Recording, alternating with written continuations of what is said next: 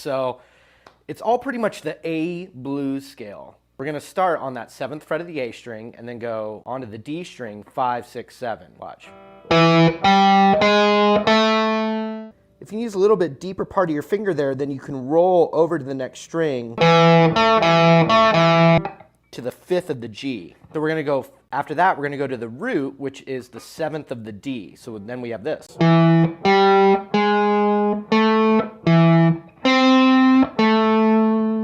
Then we go right next door to the 7th fret of the G. The next note after this is a whole step up, so you could go, but I believe the original it's going. But you could also go like this too. You could also bend it.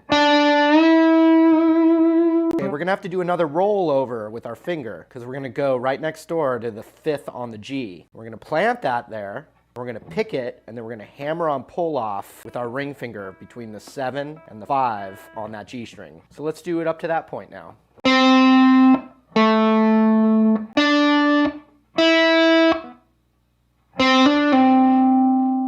Now we're back at the root again, but we do 2 of them.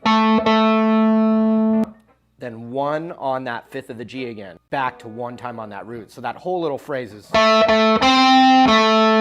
The last phrase sounds like this. 5, 7, 7 on the D.